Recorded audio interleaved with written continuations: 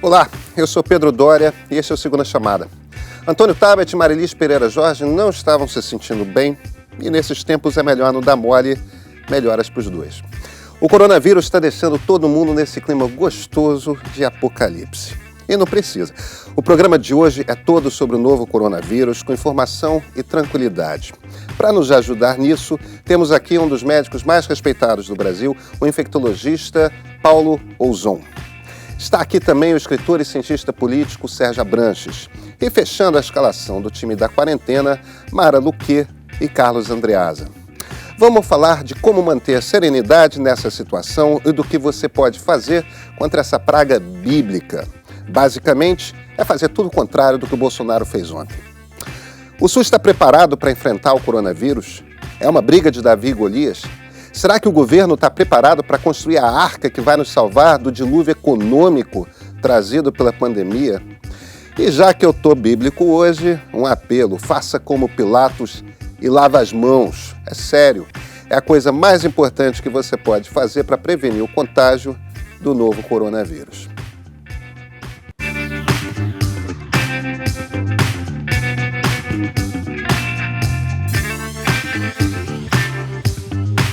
Escolas e faculdades com aulas suspensas, futebol sem torcida, viagens e eventos cancelados. Sem nenhuma medida de prevenção, cada pessoa com coronavírus pode infectar, em média, 2 a 3 pessoas. Para o presidente Jair Bolsonaro, é tudo histeria. Ele deu a entender que a reação ao surto de H1N1 em 2009 foi mais leve porque o PT estava no governo aqui e os democratas nos Estados Unidos. Os apoiadores mais empolgados do presidente parecem concordar. Nesse domingo, eles foram para as ruas como se fosse o último dia da campanha presidencial. Gente no Rio de Janeiro, em Belém, em São Paulo e com esse calorão. Em Brasília, o chamado da carreata foi com um berrante.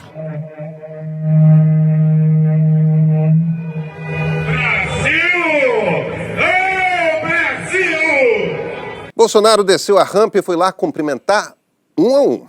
Pegou no celular para fazer selfie. Vale a pena a gente ver.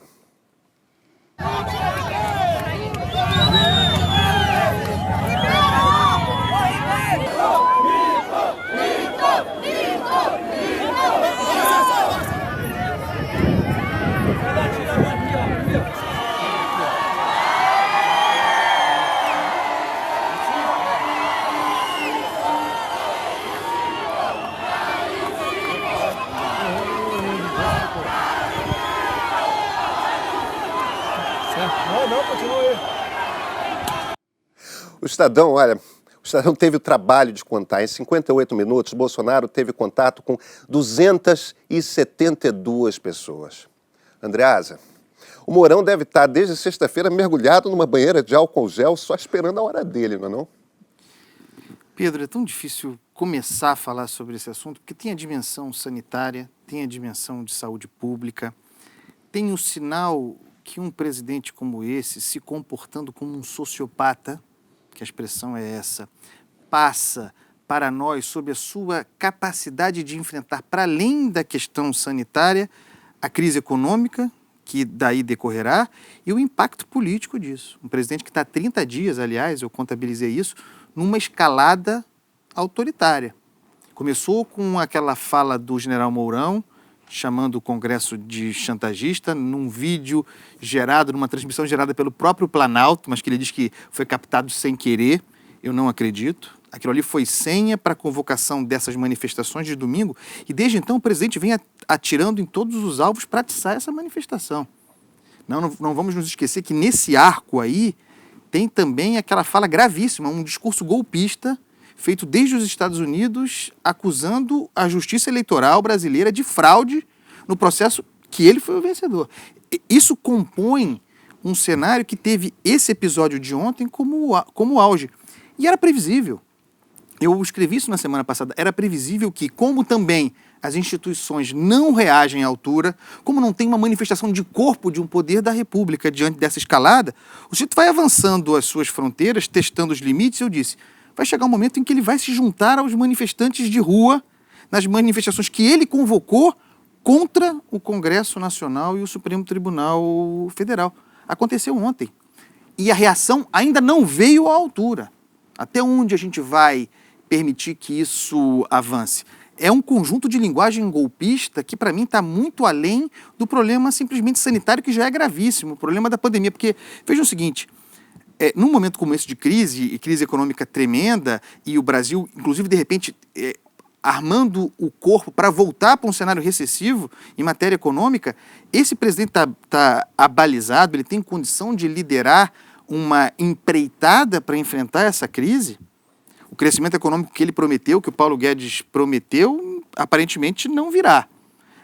Ele vai reagir de que maneira? Ele vai reagir como um negociador, que se espera nessa altura, mas que ele nunca foi na vida, ou vai reagir radicalizando o discurso e falando cada vez mais para a sua tribo e apostando cada vez mais no sectarismo? Eu não tenho muita dúvida de que para onde a gente vai. E a ser assim, a ingovernabilidade chega logo ali. Eu acho que ele não mostra nem... Não é nenhuma novidade, na verdade. Quer dizer, liberal ele nunca foi. Nem conservador. Nem conservador. Reacionário é o termo, né? Autoritário sempre foi, sempre deixou claro isso. Quer dizer, houve uma euforia, né, no mercado financeiro, estrategistas, economistas, e na área econômica, achando que o país ia viver um choque liberal com um presidente que nunca foi liberal, ao contrário, né, historicamente. Mas eles acreditavam firmemente que ele tinha mudado de ideia e o Paulo Guedes seria o grande fiador de tudo isso. E o que se viu na prática é que essa valsa não andou, enfim. Me diga, Mara, em que lugar do mundo a história mostra isso? Temos o Sérgio aqui para tratar desse assunto melhor do que ninguém. Em que lugar do mundo foi possível fazer reforma estrutural liberal sobre um chão cujas crises, cujo terremoto é gerado pelo próprio presidente? Em que lugar do mundo se faz reforma liberal num chão de instabilidade? Em que lugar do mundo se faz reforma estrutural num ambiente de um claro projeto reacionário de poder? O presidente não conversa com o Congresso. É inconsistente.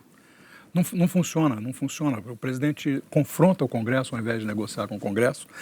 Ele achou que ele podia, por um decreto, acabar com a necessidade de coalizão, embora fosse muito minoritário no Congresso, né? Tinha condições de fazer uma coalizão, né? Está perdendo. Né? Hoje tem menos condições do que no começo do governo. Inclusive porque não é confiável, não cumpre o que promete. Exatamente. Né? Depois de descumprir vários acordos e negar que fez, né? E, por outro lado, se tornando cada vez mais radical e mais ofensivo ao próprio grupo que o apoia, né, que o ajuda, ele evidentemente está perdendo as condições de construir uma coalizão para enfrentar politicamente essa crise, né, combinada, que é a crise econômica, mais a crise sanitária. Existe na história do Brasil, de 1889 para cá, um presidente parecido com Jair Bolsonaro? Não, o mais próximo que a gente chegou foi o Jânio. E ainda assim o Jânio era mais qualificado do que o...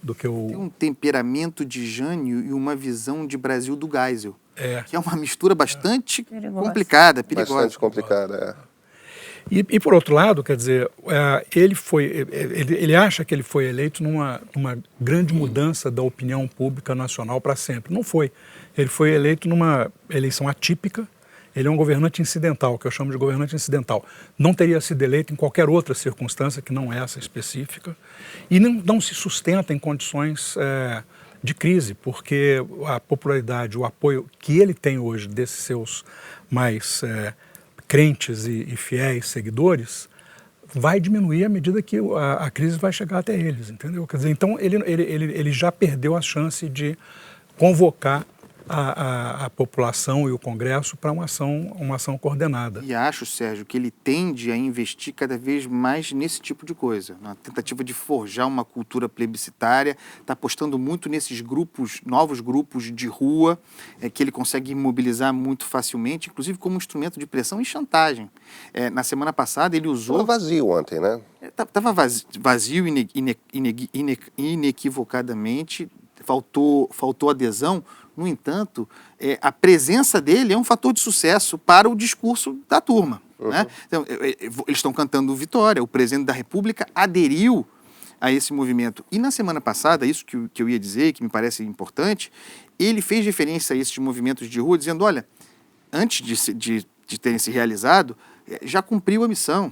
já deu uma mensagem, um recado retumbante, tremendo para o parlamento. Ele fez isso. E antes, relativamente à discussão sobre o orçamento impositivo, ele havia dito, se vocês não votarem os projetos de lei que eu mandei para firmar o acordo com o parlamento, se vocês derrubarem esses projetos, talvez os movimentos de rua arrefeçam. Ele controla o movimento, convoca o movimento e usa o movimento como instrumento de chantagem. E isso tende a ser o seu principal recurso de agora em diante. É uma linguagem golpista e radical. Diante da crise, ele tende a um caminho que ele nunca apresentou da negociação ou para acirrar esse destino? Me parece claro que ele já fez essa escolha, né? Com certeza. Ele vai acirrar.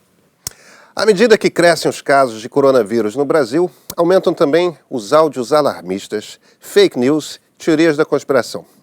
Uma pandemia dessa proporção traz para o nosso dia a dia muita incerteza, imprevisibilidade e falta de controle. E uma piração para estocar papel higiênico enorme. Olha o que aconteceu no supermercado na Inglaterra.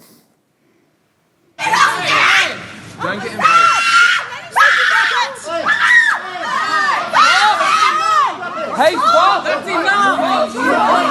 Are you joking? Are you fucking joking? Just met my daughter. I didn't swear that. She hit me. I didn't touch you. I took you back. You came and hit me. Gente, sem comentários. Por que essa obsessão com papel higiênico? Alguém sabe explicar? Pois é, numa farmácia perto da minha casa, em São Paulo, um sujeito chegou lá e comprou todo o estoque de álcool gel que tinha. Foi o farmacêutico que não queria vender, mas ele levou 20 frascos grandes de álcool gel. Mas o álcool gel a gente já tem. Pois é, mas o álcool gel talvez não seja tão eficiente. Não é eficiente, né? Tem O que é eficiente? Sabão e água é mais eficiente do que álcool gel? Sabão e água é super eficiente. Sobre esse medo que muita gente está sentindo, a gente falou com Paulo Saldiva, que é professor da Faculdade de Medicina da USP. A morte de um grande número de pessoas estava associada a um Deus impiedoso e punitivo. A peste também foi isso. A peste, ao longo do tempo, o horror da morte indigna, sozinho, com condições de sofrimento extremo, ela foi vista também com muito temor. As febres tiveram o poder de mudar até o conceito da morte. E aí, pela sua invisibilidade do agente, ela tinha um sentido de você não poder confiar em ninguém, levando à desesperança, levando à perda da tessitura social e absoluta ausência de solidariedade e compaixão. Acredito, então, que a febre tem uma conotação, as epidemias têm uma conotação que fazem o caldo dos nossos temores. Um momento de imprevisibilidade, porque você não vê o agente, a falta de encontro com o próximo, você não pode hoje apertar as mãos e dar um abraço em alguém, porque esse alguém pode estar contaminado, e leva a um instinto de sobrevivência ancestral. Nós, profissionais de saúde, devemos então não criticar medos exagerados e sim entendê-los como parte de uma reação natural da nossa psique frente a um agente mortal e invisível. Doutor Paulo Ozon, vem cá, o senhor não tem nada para dizer para amenizar nosso medo, não? Pois é, eu acho que vai haver uma mudança na medida que a doença ela apareceu no hemisfério norte, em países frios, e isso faz com que haja sempre foi assim. Doença respiratória, ela se difunde com rapidez no frio. Tanto que o resfriado é chamado de cold. E tem uma explicação para isso. O aparelho respiratório, ele conta com um muco que recobre a parede, produzido na própria parede, e você tem cílios que fazem uma movimentação desse muco de baixo para cima. Um exemplo de paralisia desses cílios e o engrossamento desse muco é o fumante, por exemplo, que tem muita infecção respiratória. E o frio também faz isso. Então, o frio faz com que haja fica mais espesso esse muco e a movimentação dos cílios fica mais difícil. E aí, portanto, ele tem menor capacidade de envelopar o vírus. Tem menor capacidade de limpar. Certo. Tá certo? Então, vamos dizer, na medida que você passa para um país mais quente, esse funcionamento também entra como mais um fator importante. Agora, é uma coisa... A favor, né? A nosso favor. Quer dizer, contra o vírus. Contra o vírus. Quer dizer, então, a penetração desses micro-organismos depende do tempo que ele fica preso no aparelho respiratório. Então, na medida que você vai para um país mais quente, como no Brasil, quer dizer, o nosso calor daqui, ou melhor, nosso inverno daqui é o calor deles lá, né? Então, eu suponho que vai haver uma mudança, tem uma probabilidade grande de haver uma mudança no comportamento. Agora, estão aparecendo No comportamento da epidemia. Da epidemia, né, no sentido de gravidade. De diminuir a gravidade. Eu acho que isso é uma coisa que pode acontecer. Em relação à infectividade, à transmissibilidade, realmente o que você falou, cada pessoa passa para 3 outras pessoas. Isso também pode mudar na medida que você está num país mais quente e que a população de micro-organismo da pessoa doente diminui. Então, a gente pode dividir em 3 grandes grupos, que é assim, primeiro grupo, que é a grande maioria, que deve ser coisa de mais de 80%, isso seguindo outros modelos de doença infecciosa, que não apresenta absolutamente nada. Se você pegar uma população exposta a um determinado agente infeccioso e for procurar anticorpos, você vai achar grande número de pessoas, 80%, tem doenças até que mais que isso, vale para dengue, vale para a gripe, que tem anticorpos. Significa que teve contato com o vírus e que não apresentou nada. Esse é a grande população. Depois você tem um grupo que tem uma transmissibilidade relativa, que é o grupo que tem alguns sintomas mais leves. E, posteriormente, você tem aquele grupo grave, que tem uma população de vírus muito grande e uma capacidade de transmissão maior. Então, isso é um modelo que repete sempre, né? Se você pegar, por exemplo, uma população que foi exposta a dengue, você vai achar muita gente com anticorpo que não teve nada.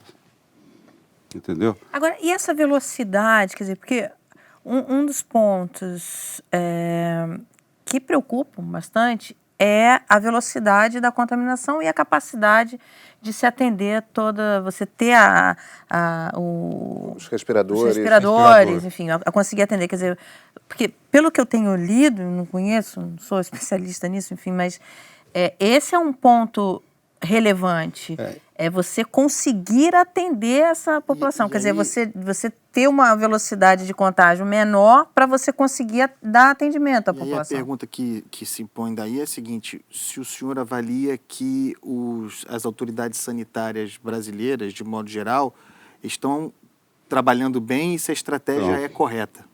Então, se você pegar os médicos, você tem meio a meio, né? Então, tem gente que acha que é um exagero que está sendo feito hoje, na hora que você paralisa escolas, universidades, jogo de futebol sem torcida.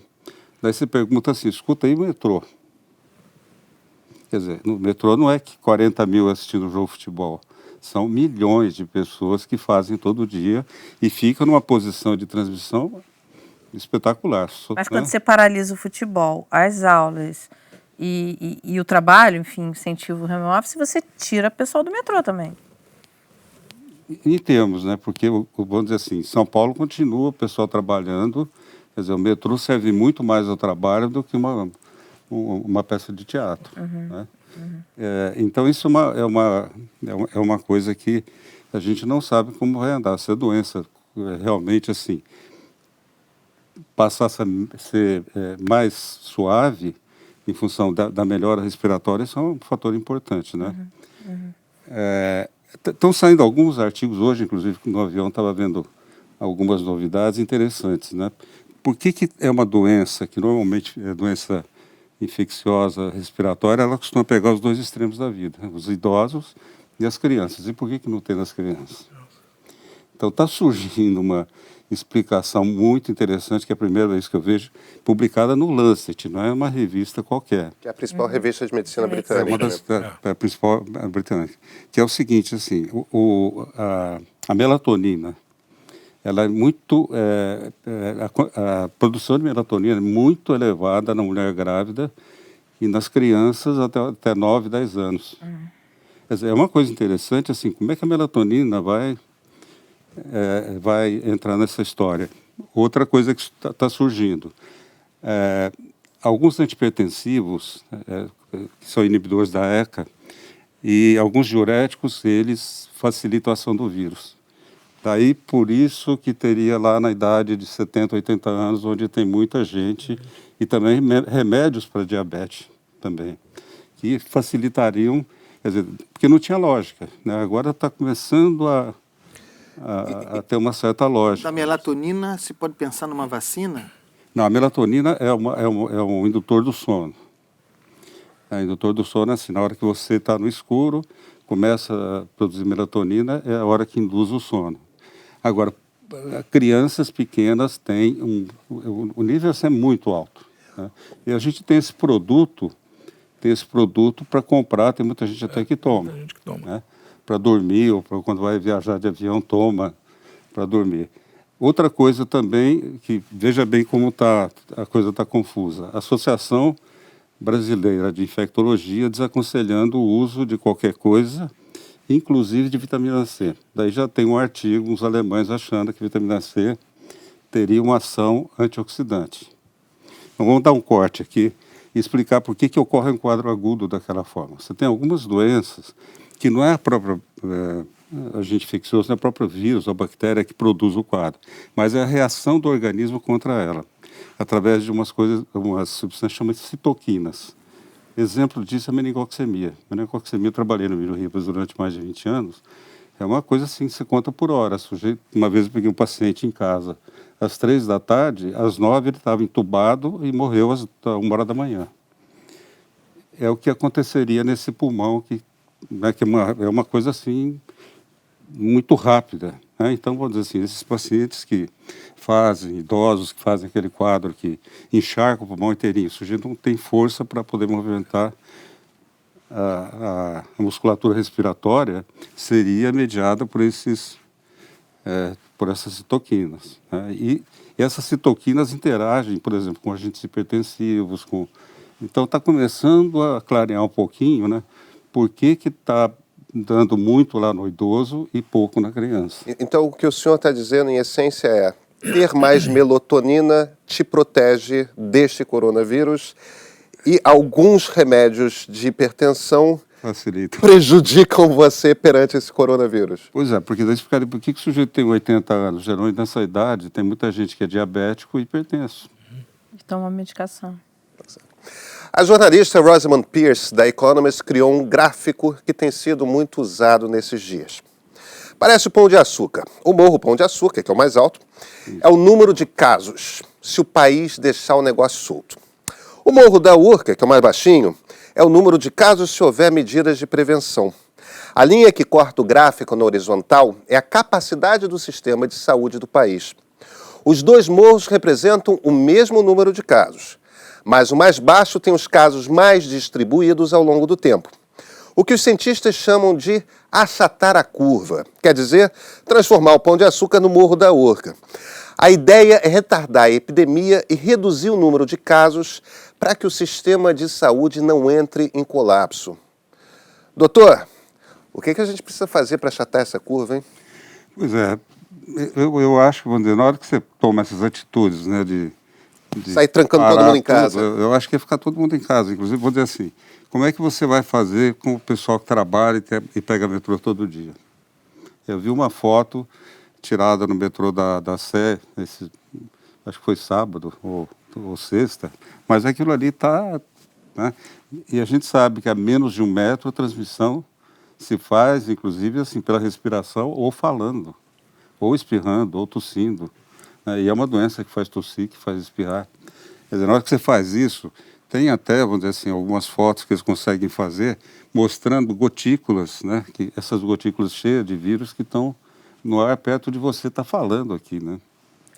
Entendeu? Outra coisa que está mudando o hábito, né? Cumprimentar, esse negócio de dar a mão é um dos principais transmissores do vírus. A impressão que eu tenho, por enquanto, grosseiramente falando, é que é uma epidemia ainda elitista, né? Mas que vai chegar obrigatoriamente, por exemplo, a uma cadeia, a uma prisão. Que vai chegar, por exemplo, e já pode ter chegado e está subnotificado, a uma favela, às favelas. Certamente já chegou lá. Sem dúvida. Onde não há opção de 1 metro de distância, onde as condições sanitárias são péssimas. E a incidência de tuberculose, por exemplo, e outras doenças do pulmão em prisões no Brasil é enorme. O que me preocupa aí, Pedro, é o seguinte, de que maneira, e a resposta é ruim, de que maneira nós estamos preparados, do ponto de vista estrutural, em termos de saúde, para achatar essa curva, considerando a topografia, por exemplo, do Rio de Janeiro especificamente. A situação do Rio de Janeiro, muito especificamente. Então, Nesse aspecto, uma medida que seria interessante, quer dizer, é um investimento maciço em informação por parte das autoridades de saúde pública, de informação, enfim, e isso tem sido feito muito na Costa Rica, que ainda não tem casos. Aqui no Rio, Mara, em que a polícia não consegue chegar, imagine a informação. É dramático. E aí, então, aí a gente volta ao início da nossa conversa aqui, quer dizer, na hora que o presidente da República sai e começa a apertar a mão de todo mundo, abraçar e tal, não sei o que, ele está dando o sinal contrário, ele está dizendo o seguinte, olha, esse pessoal está falando, não é lá, é coisa de comunista. Eu acho que do ponto de vista sociológico, a pior coisa é o mau exemplo do presidente, porque ele desfaz o trabalho das autoridades sanitárias, ele desacredita. Desautorizou o Mandetta. Entendeu? Desacredita as recomendações. Eu tive olhando se a gente tinha alguma crise coletiva que exigiu resposta da população e que ela respondeu positivamente, né? E a única que eu consegui identificar foi a do apagão no governo Fernando Henrique. Por quê? Porque, primeiro, o apagão apagava, né? Quer dizer, então todo mundo tinha informação de que o apagão existia, não era uma fake news. Depois, na época, não tinha ainda fake news, né? Por outro lado, havia absoluta unanimidade na informação das autoridades no sentido de que é grave, nós não temos como resolver, tem que desligar os seus aparelhos. E eu me lembro que nessa época eu era colunista da Veja, eu escrevi uma coluna na Veja sobre como é que o pessoal nas favelas estava pagando. Primeiro, tinha tido acesso ao consumo por causa do Plano Real. Então tinha muito aparelho para desligar. E estava desligando os aparelhos, né? Então, quer dizer, o povo brasileiro não é indisciplinado, como dizem. Depende da maneira pela qual você informa e mobiliza a ação das pessoas, né?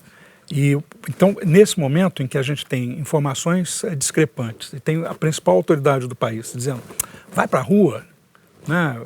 Que não tem problema nenhum, fantasia, histeria. É péssimo, porque aí você não tem meios... Quando você esperava que... Porque medicamente, na área da medicina, eu acho que a gente ainda tem uma certa escassez de meios, mas tem uma estrutura razoavelmente competente, né? O SUS não foi totalmente destruído.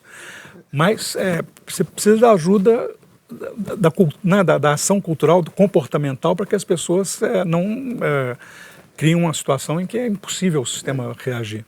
Você falou uma coisa, né, a respeito da tuberculose nos presídios. Então, assim, tem doenças que praticamente não existem aqui no Sudeste, em outras regiões, mas tem, por exemplo, na região norte do país. Amazonas, Belém do Pará, Maranhão. Uma delas é a hanseníase, a lepra. A lepra não existe aqui. Agora, lá, por que tem? Porque você tem que ter contato próximo e permanente. Então, o que acontece? Você tem uma família inteira que dorme todo mundo junto. Entendeu? Então, a gente está falando em proximidade de 1 metro, tá certo? Você tem lá pai, mãe, 4 crianças dormindo juntos, no mesmo lugar. Me diz uma coisa, a gente está aqui no Brasil em algo próximo de uma tempestade perfeita?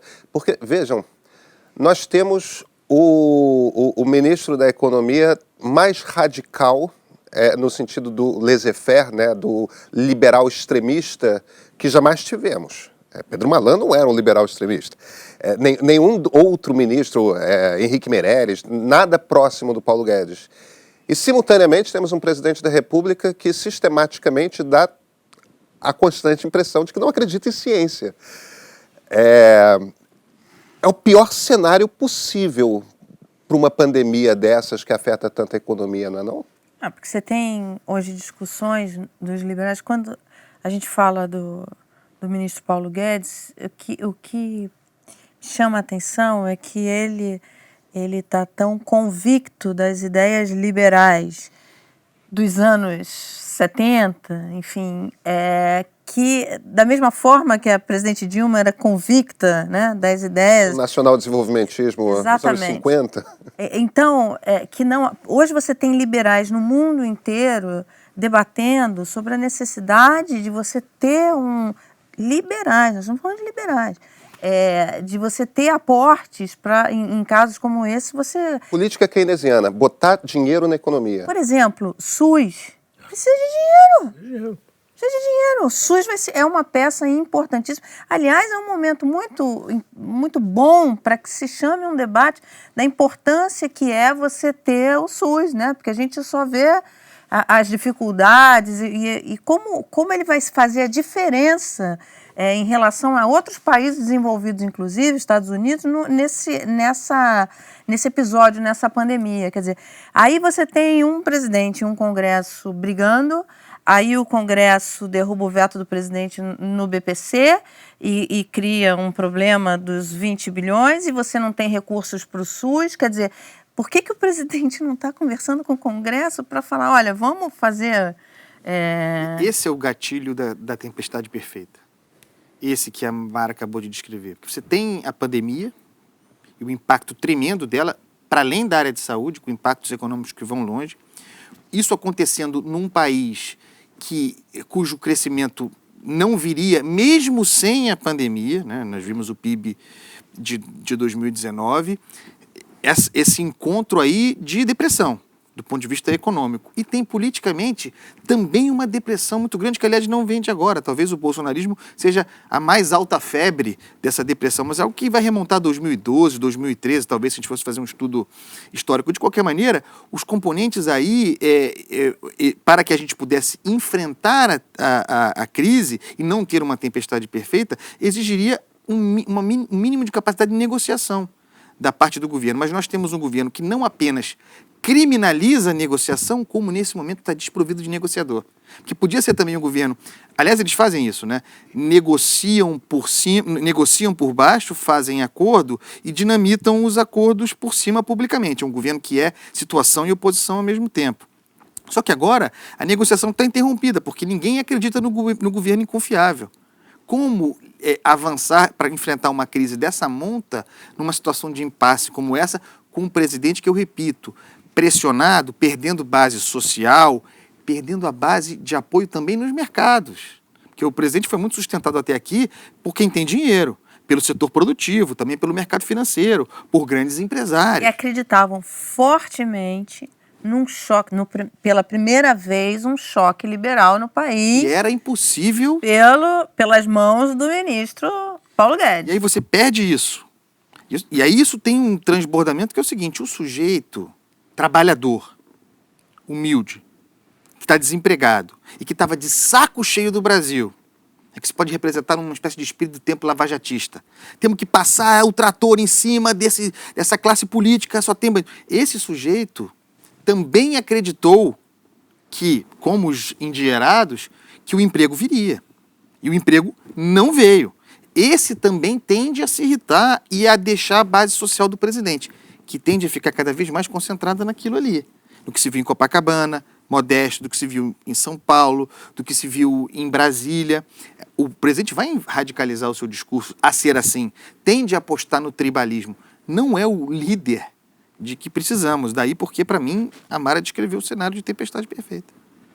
E você teve um momento no ano passado em que os números da economia começavam a mostrar umas melhoras no emprego, pequenas e tal. Só que isso, acho que faltou uma capacidade de entender que não, essas receitas do passado, e hoje já tem gente muito boa debatendo isso e colocando isso no debate no mundo inteiro.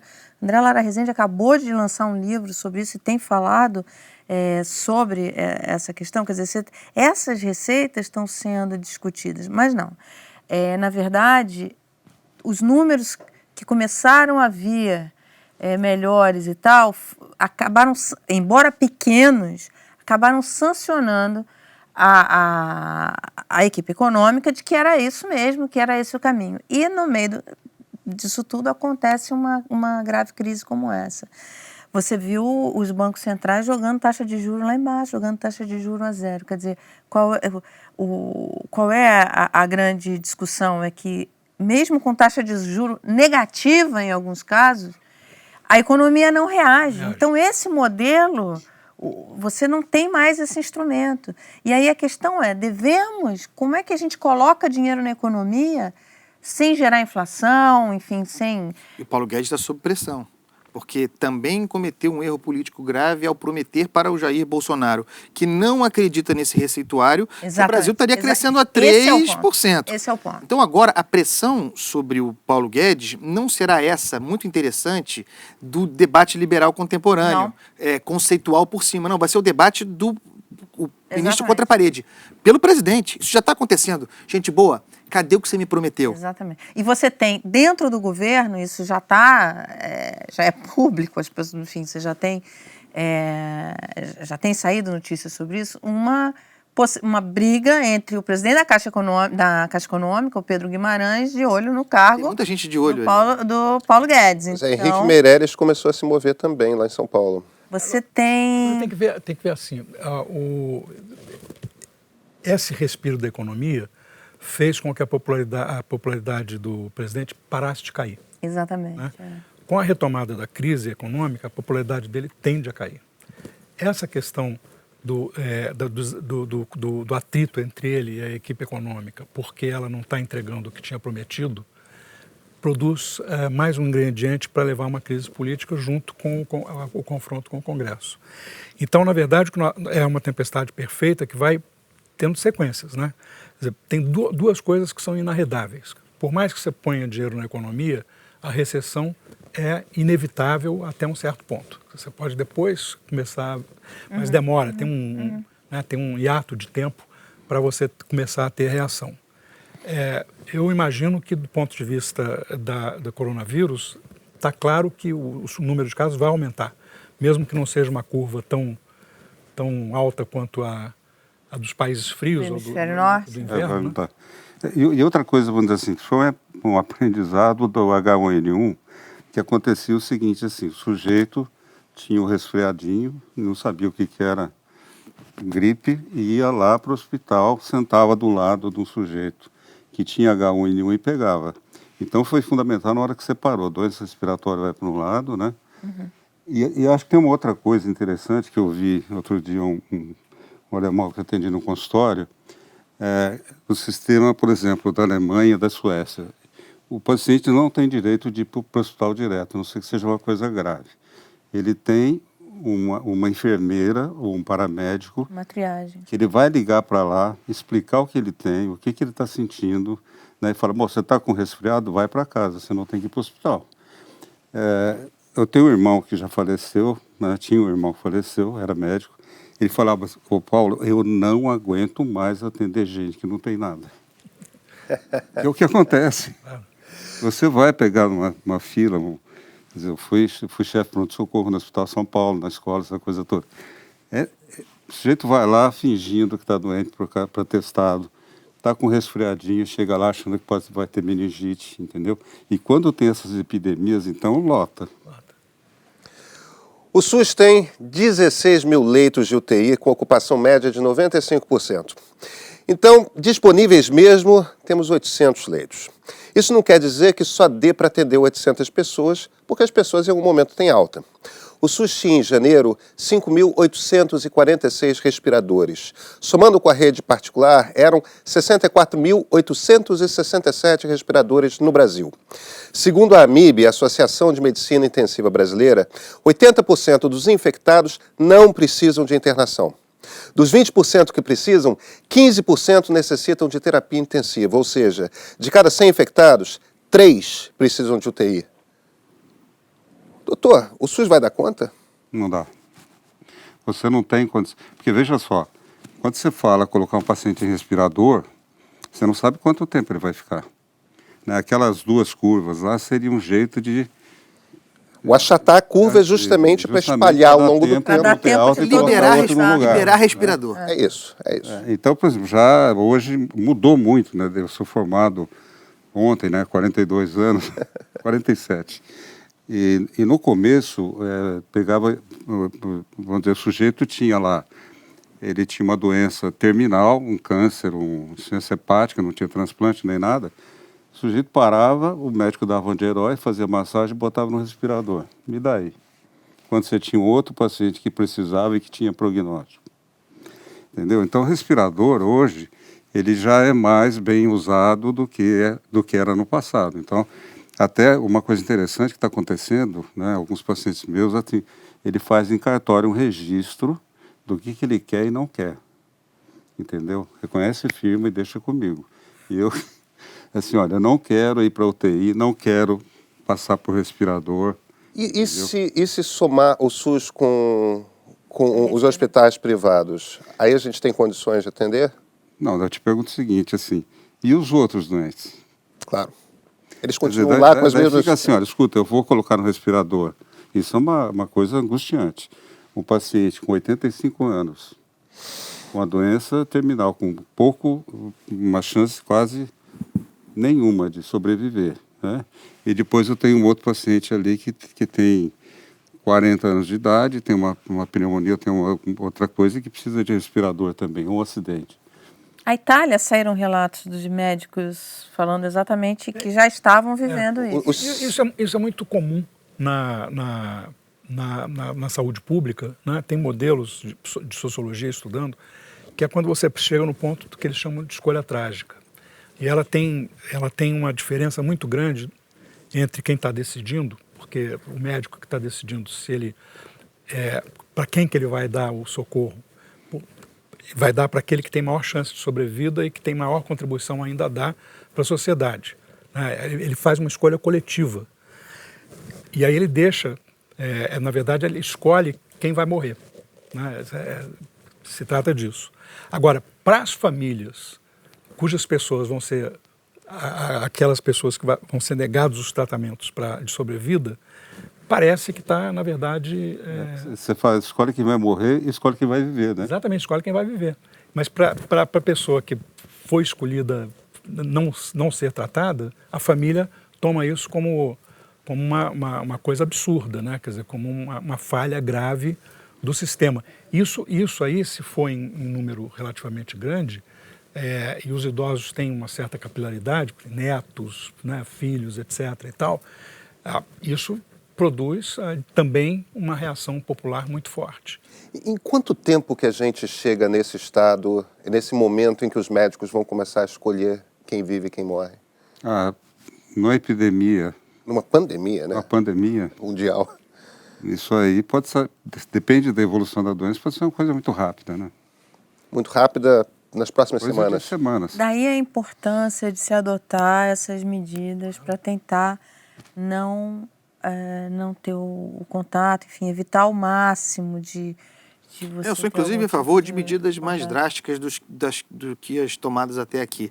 Aqui no Rio a gente já teve uma restrição grande, a proibição de aulas e tal. O professor tocou num ponto importante, que é o relativo ao transporte público, né? Quer dizer, você proíbe escola, proíbe... É um ponto importante. Mas eu, por exemplo, no final de semana, fiquei perplexo vendo a quantidade de pessoas... Na praia. Nem digo na praia, né? Mas, por exemplo, em bares e restaurantes, em lugares realmente fechados, com a vida social normal. Na Europa, já há medidas, na França, por exemplo, de proibição de abertura de restaurante e bar. E eu devo dizer que, considerando tudo que se descreve aqui, gostaria de ouvir o professor a esse respeito, eu acho que é uma medida necessária. Saiu um vídeo que circulou de uma situação em Barcelona, em que estava alguém andando na rua e o policial chegou e falou assim: o que você está fazendo? Não, eu estou indo para o trabalho. Ele falou assim: não, você não está indo para o trabalho, você está indo para, sei lá o que e tal, e não pode. Só pode estar na rua quem está indo para o trabalho. Mas aí, por outro lado, o cara fala assim: aconteceu isso, eu falei sobre isso no rádio e aí chegou uma mensagem. Você está falando isso porque você é CLT, porque o seu trabalho está garantido, mas eu que sou autônomo, como é que eu vou fazer com a minha vida? Como é que eu vou pagar as minhas contas? Quem vai pagar meu IPTU? É um drama absolutamente compreensível, né? Compreensível, então é difícil. E que tem que ser analisado. Não tem jeito que não nos faça sangrar. A verdade é essa. Porque a gente, por exemplo, essa questão do metrô, por exemplo, você podia resolver pelo menos para os mais idosos. Você podia dar ponto, liberar do trabalho as pessoas acima de 60 anos e tal, que ainda estão trabalhando, porque no Brasil, com a coisa de aposentar muito cedo, é pouca gente, né? O que eu ia dizer, assim, eu tive uma vivência muito grande na época da AIDS, né? Então, eu era médico do Emílio Ribas, criou-se uma unidade de atendimento só para AIDS, e todo mundo, depois de um certo tempo, né, conheceu alguém que teve AIDS e que morreu de AIDS. Aí todo mundo, né, vai ver agora como está a situação. Não se usa camisinha. Volta e a gente faz um diagnóstico de AIDS novo, né? Então as pessoas não acreditam. É que é como o sarampo, né? O sarampo. O Brasil tinha erradicado o sarampo. E agora o sarampo Se voltou. bem que no caso do sarampo tem essa onda anticientificista, que no caso da AIDS é uma questão de jovens Esquecimento. que não viveram Viveram o a tempo crise. das pessoas com cara de cadáver. E por conta dos tratamentos que não eliminam a doença, mas mantêm as pessoas vivas e com relativa saúde, não tem mais essa cara da AIDS, né? Do soro positivo que a gente conheceu no início dos anos 90. Enquanto que no sarampo é a maluquice anticientificista de, não, vacina faz mal, na verdade. Câncer, a vacina da... Exatamente. Eu tenho um ex-aluno meu, né, foi residente meu. Quer dizer, o sujeito tratava, inclusive fazia parte de um grupo de controle de AIDS. E está com AIDS porque pegou AIDS por não ter tomado cuidado. Agora, com essa epidemia, vem também uma preocupação. Tem dinheiro para o SUS ajudar os municípios? O Congresso e o Ministro da Saúde, Luiz Henrique Mandetta, chegaram a acordar que 5 bilhões de reais em emendas seriam utilizadas para fazer esse socorro. Maria Andreasa, isso deve ser mantido? Esse dinheiro resolve? Eu não sei se... Eu acho que não resolve. Mas eu acho que tem que... Fiquei perplexo com a falta de acuidade, de precisão do ministro Guedes, né? Numa entrevista recente, ele falou assim, não, com 3, 4, 5 bilhões, a gente resolve. Não, para, ministro. 1 bilhão a mais, 1 bilhão a menos. 3 bilhões é uma coisa, 4 bilhões outra e 5 outra. Eu, pessoalmente, não sinto firmeza. A minha impressão é de que não há, no governo, no Ministério da Economia especificamente, preparo para enfrentar uma crise imediata como essa. Acho que tem um ambiente propício que aliás é a do Guedes, né? O barato dele é esse, dos grandes movimentos, das grandes reformas, da questão mais estrutural, mas o enfrentamento imediato com a dimensão econômica, execução orçamentária para enfrentar um problema, porque é o seguinte, esse é o governo que falava no menos Brasília, mais Brasil, mas é um presidente extremamente centralizador. Concentrador. Então, tem uma pergunta, quanto precisa o SUS? De quanto precisa o SUS, por exemplo? A pergunta é outra. O SUS, sem a pandemia, precisa de quanto? Exatamente. Para funcionar bem. Exatamente. Quer dizer, imagine com a pandemia. Não é um cálculo que se possa esse é o ponto. Eu acho que não tem no governo essa percepção. E quando o ministro fala 3, 4, 5 bi, é porque de fato ele não sabe tem a mínima noção. Exatamente. Se a gente são está 3, falando, 4 ou 5 bi, entendeu? Nós estamos falando de um ministro da Economia que chegou na semana passada, já em pleno surto, para uma reunião com o presidente da Câmara e o presidente do Senado e não tinha uma única sugestão sobre como tratar do enfoque econômico de uma pandemia, né? E a questão é assim, você tem a área de saúde, você tem a área econômica, e por que elas são tão importantes? A área de saúde, claro. E a área econômica, porque além de prover recursos para a área de saúde, isso é muito importante, ela tem que cuidar para que essas pessoas que vão ficar sem trabalho, como as micro e pequenas empresas. Você vê governos no mundo inteiro fazendo ações para atender micro e pequenas empresas para que elas não quebrem, porque elas têm um papel muito importante na economia e na geração de empregos. Então, o que vai fazer? Quer dizer, quando os bancos centrais baixam a taxa para zero, quando você vê estímulo de dinheiro no mercado, enfim, governos colocando o quantitative easing também nesses casos, é para você estimular a economia e não deixar isso acabar, né? Quer dizer, as pessoas ficarem sem emprego, sem renda, enfim, diante de todo esse cenário. Deixa eu entrar nesse ponto que era justamente onde a gente chegar. O Federal Reserve, que é o Banco Central dos Estados Unidos, reduziu a taxa de juros do país para a faixa de 0 a 0,25%. O Banco da Inglaterra também cortou os juros de 0,75% para 0,25%. Canadá, Austrália, Nova Zelândia, China são outros países que cortaram as suas taxas. Nos Estados Unidos, o Fed também aprovou um programa de estímulos de 700 bilhões de dólares para reagir à crise causada pelo coronavírus. Aqui no Brasil tem se falado muito em derrubar o teto de gastos e em reduzir ainda mais a taxa da Selic, que hoje está em 4,25%. Tem reunião do Copom amanhã. Mara, qual é a expectativa e como que isso ajudaria a economia brasileira nesse momento? Então, a expectativa já é de corte, que É mais 0,25 ou você acha que vai mais? Você tem... Quem sou eu para dizer isso? Mas você tem no mercado as apostas. Você entre nós, quem será? As apostas no mercado são essas, entre 0,25 e 0,5, tá? Isso é o que está colocado. Agora, olha que interessante, mesmo com esse movimento do Fed nos Estados Unidos, quer dizer, o juro, ele compete muito com o mercado de ações. Então, em geral, a teoria diz, cai os juros, a bolsa sobe. E a bolsa americana, no pré-market, já estava caindo 5%. O que quer dizer pouco dinheiro na praça, o que né? quer dizer, o que a bolsa reflete? A bolsa reflete o desempenho da economia. O que quer dizer que as pessoas não acreditam que as empresas vão sair bem dessa história. Entendeu?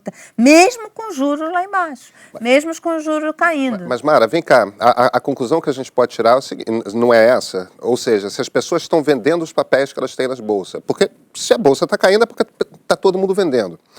Só que o dinheiro não está sendo investido em título de tesouro, porque continua caindo também o juro. Isso quer dizer que está faltando dinheiro, não? Não, quando a bolsa cai, significa que tem mais gente vendendo do que comprando. Gente comprando. Isso. O comprador sempre vai ter ali quem está acreditando, quem tem dinheiro de longo prazo, vai fazendo isso. Mas o meu ponto agora, aqui será que as empresas não estão, empresas e fundos e tudo mais, não estão precisando de dinheiro em caixa para cobrir buraco? Esse é o ponto, é por isso que os governos estão se movimentando. Você diferir pagamento de imposto, por exemplo, para dar o governo liquidez. Brasileiro, não sei o que esperar, não sei o que virá.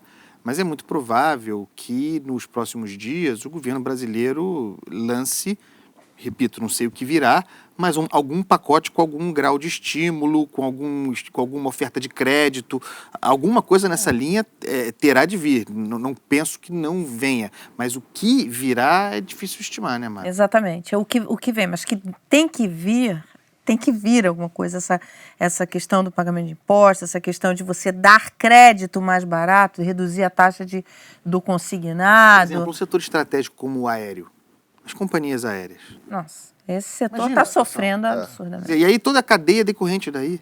Sérgio, uma situação dessas de crise, ainda mais com todo mundo assustado, tem um espaço aí para o Bolsonaro apertar no autoritarismo?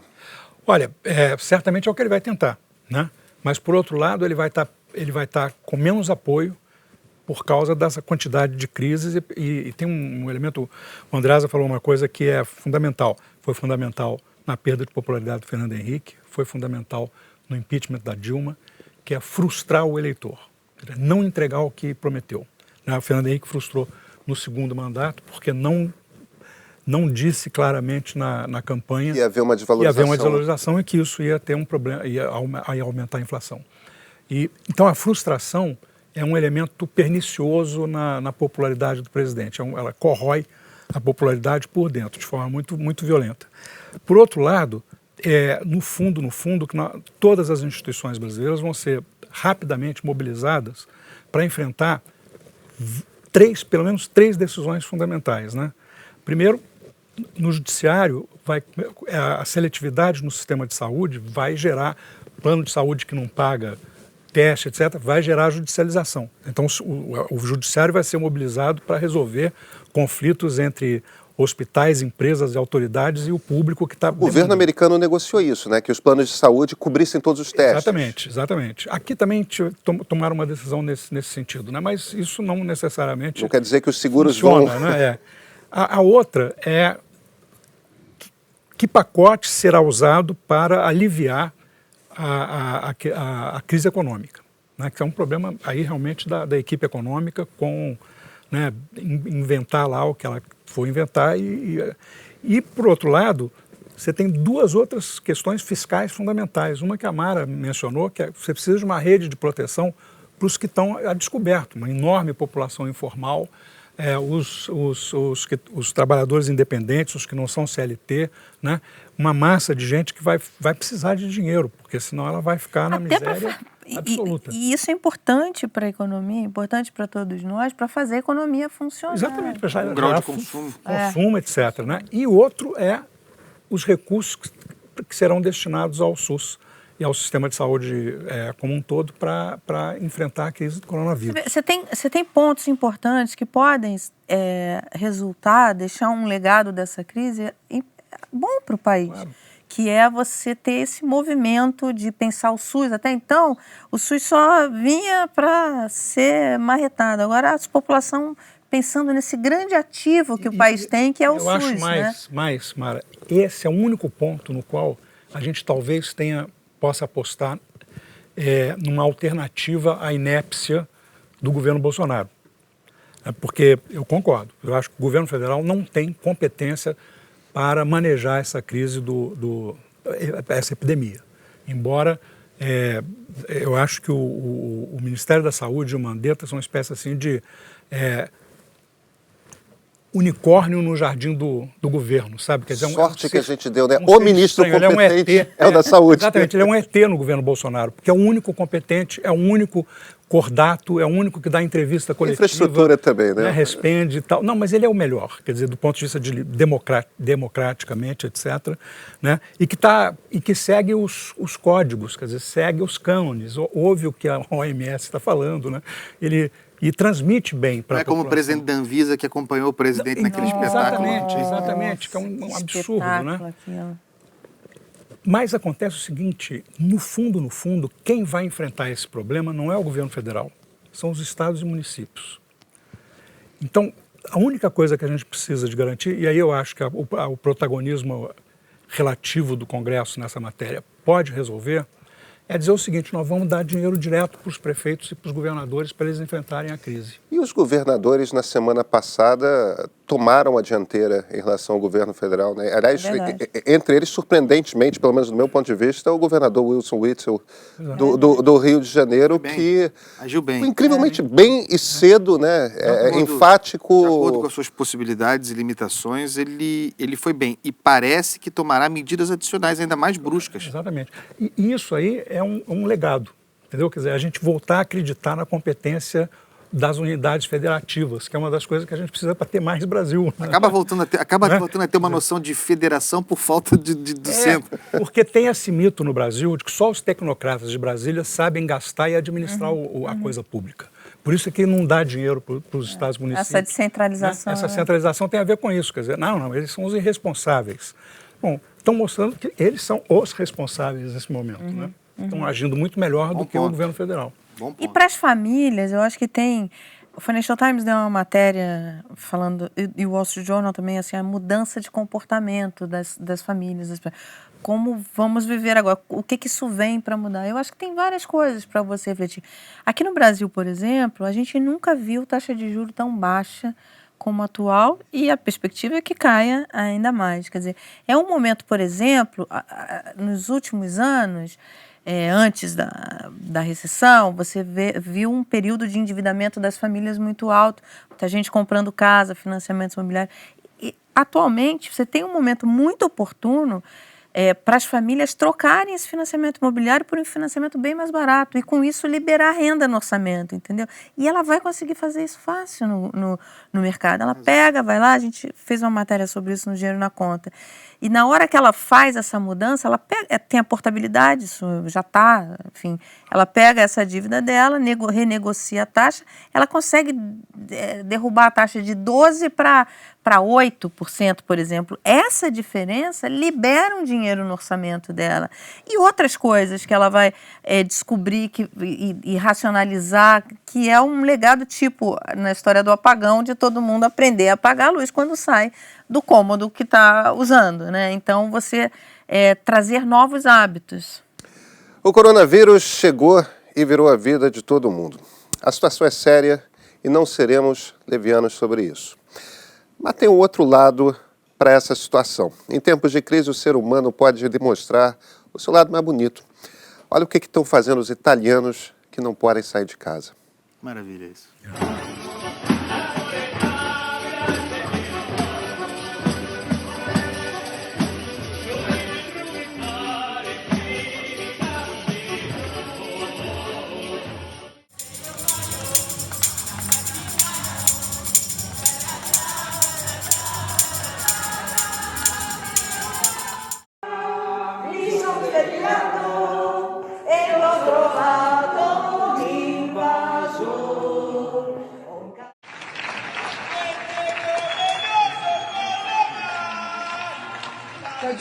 Come noi non molla mai!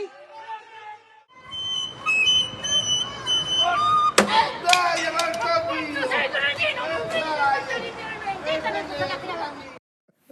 Aí já é um ensaio de orquestra do Fellini.